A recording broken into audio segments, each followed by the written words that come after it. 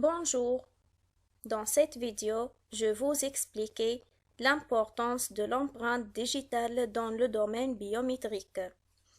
Donc, notre plan est constitué de 6 parties. Premièrement, introduction. Deuxièmement, la fiabilité des empreintes digitales. Troisièmement, étape de traitement de l'empreinte digitale. Quatrièmement, capture de l'image d'une empreinte digitale. Cinquièmement, application et restriction. Et finalement, la conclusion. On passe aux premières parties. Introduction. Dans le monde, l'une des technologies les plus utilisées est la biométrie via l'empreinte digitale.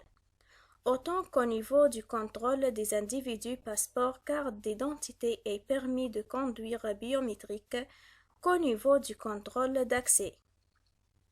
Une empreinte digitale ou dactylogramme est le dessin formé par un doigt sur un support suffisamment lisse pour qu'il reste marqué les dermatoglyphes.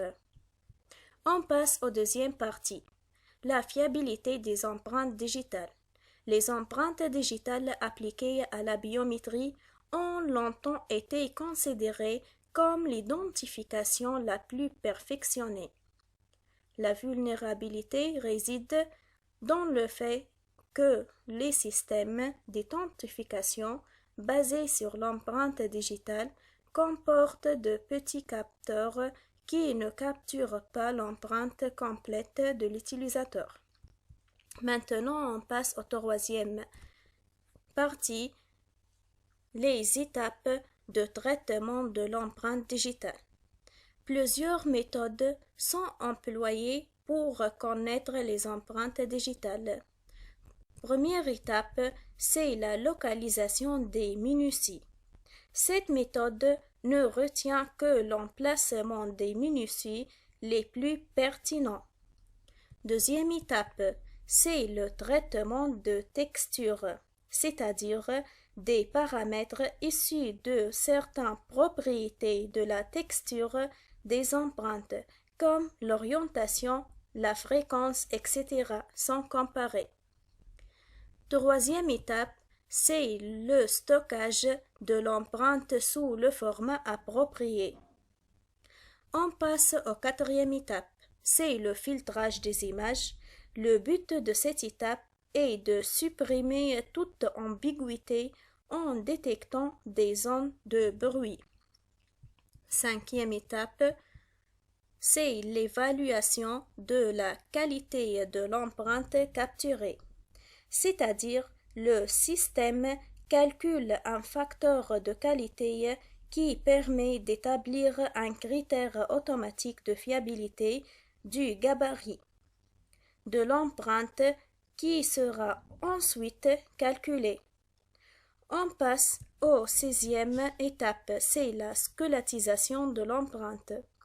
Dans l'image binarisée, noir et blanc, c'est-à-dire, les lignes se voient clairement, mais elles ont des tailles différentes. La dernière étape, c'est les extractions des minuties. C'est le processus final qui complète l'obtention de la signature de l'empreinte. Maintenant, on passe au quatrième partie. C'est la capture de l'image d'une empreinte digitale. Obtenir des images numériques d'empreintes digitales n'est pas une chose simple, car la surface à capturer est de faible dimension par rapport au contenu des informations. La capture de l'image d'une empreinte digitale consiste à trouver les lignes tracées par les crêtes et les vallées. On passe maintenant au cinquième partie, c'est l'application et les restrictions. Par défaut, l'empreinte de l'index gauche est utilisée pour établir une carte d'identité française. Un guichet automatique pour certificat administratif à authentification basé sur les empreintes digitales. Certains ordinateurs et smartphones sont pourvus de lecteurs d'empreintes permettant d'éviter la saisie de mots de passe. On passe au dernier partie, la conclusion. La biométrie par l'empreinte est la technologie la plus employée à travers le monde mature pour toute application d'authentification ou de vérification d'individus. Merci pour votre attention.